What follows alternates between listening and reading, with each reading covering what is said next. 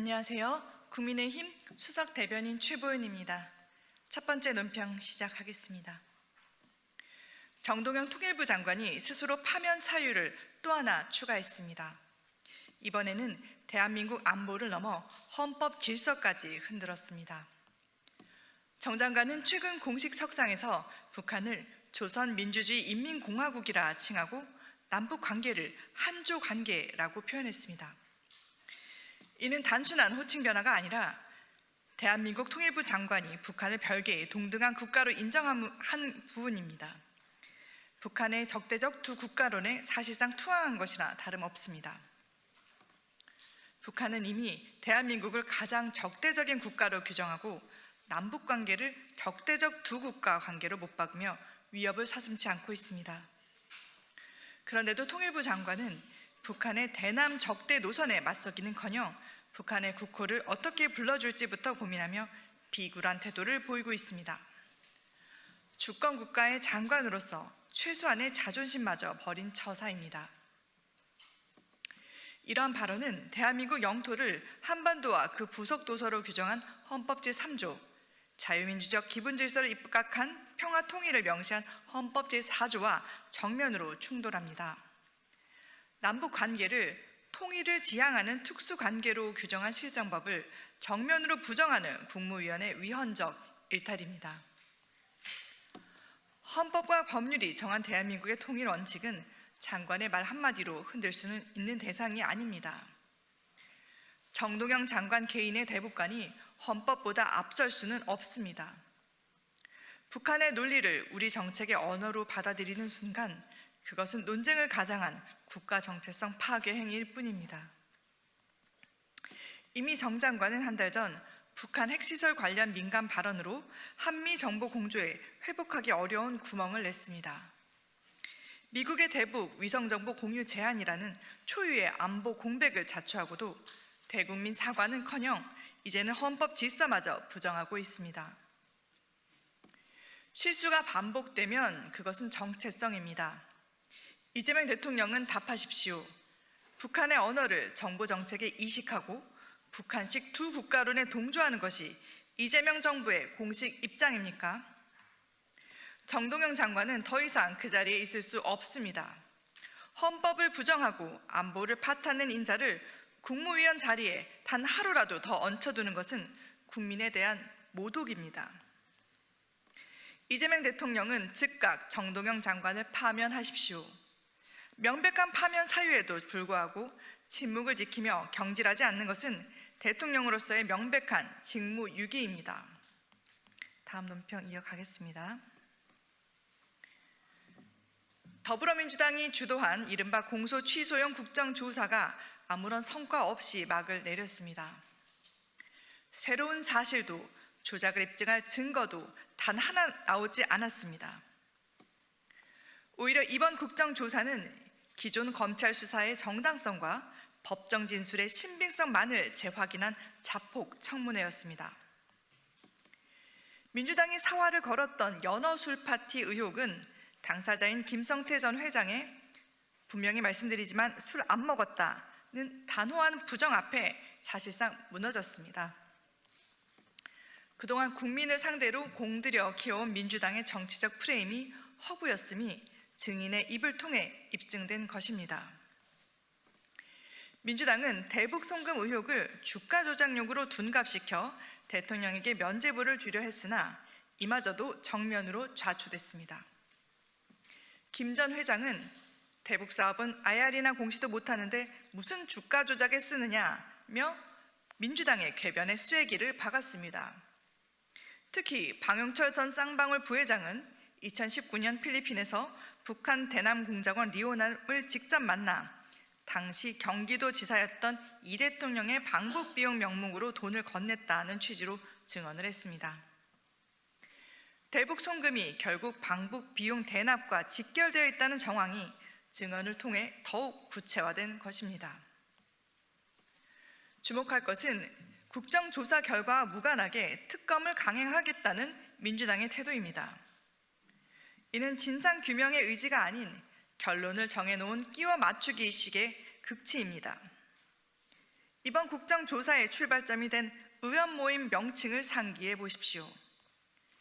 바로 이재명 대통령 사건 공소 취소와 국정조사 추진을 위한 의원 모임이었습니다. 목표는 처음부터 하나였습니다. 진실이 무엇이든 대통령의 죄를 덮겠다는 맞춤형 방탄특검이자 공소 취소를 위한 노골적인 정치 공작입니다. 민주당 스스로가 사법 방해를 자행하고 있음을 자인한 것이나 다름없습니다.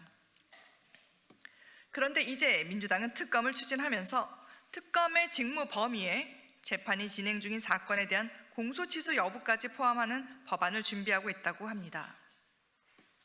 대장동, 대북송금 사건은 물론 7개 사건을 대상으로 공소를 취소할 수 있도록 하겠다는 것입니다. 공소 취소는 사실상 재판을 끝내는 중대한 조치입니다.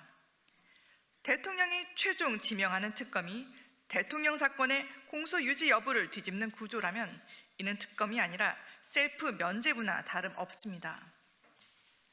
법조계에서 입법 권력이 직접 나서 대통령 사건을 무마하려는 행위라는 비판이 나오는 것은 당연합니다. 민주당은 국정조사 내내 사법부 관계자를 불러 대통령 관련 재판에 압박성 질의를 쏟아냈습니다.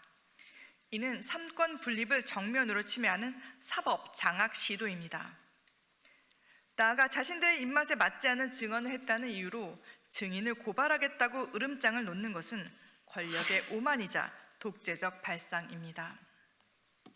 집권 여당이라면 사법부의 독립을 존중하고 법의 판단을 겸허히 기다리는 것이 최소한의 상식입니다. 진실 앞에서도 눈을 감은 채 방탄특검에만 매몰된다면 국민은 이를 명백한 공소 취소, 정치 공작으로 규정하고 준엄하게 심판할 것입니다. 민주당은 특검 강행을 즉각 중단하십시오. 국민의힘은 법치주의와 삼권 분립을 파괴하려는 어떤 시도도 국민과 함께 끝까지 막아낼 것입니다. 다음 논평 이어가겠습니다. 실업자 4명 중 1명이 청년의 꿈을 세금 알바와 맞바꾸려는 이재명 정부의 파렴치함을 규탄합니다. 최근 발표된 고용 동향은 이재명 정부 청년 정책의 처참한 성적표이자 이 땅의 청년들이 처한 현실을 그대로 보여주고 있습니다. 올 1분기 실업자가 5년 만에 다시 100만 명을 넘어선 가운데 실업자 4명 중 1명이 청년이라는 충격적인 수치는 이 정부가 말해온 청년 중심 사회가 얼마나 허구였는지를 증명합니다.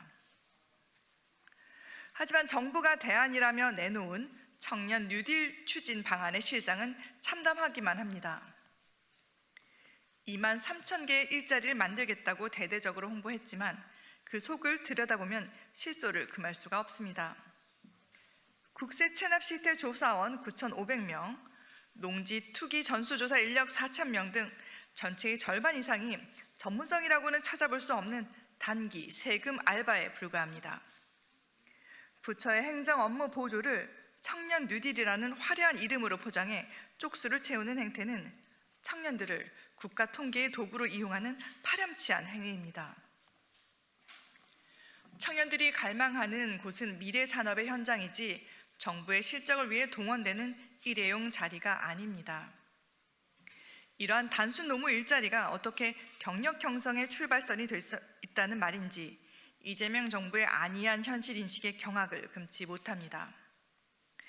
또한 구직 경험이 없는 청년에게까지 월 60만 원의 수당을 뿌리겠다는 발상은 이 정부의 고질적인 포퓰리즘 본색을 여실히 보여줍니다.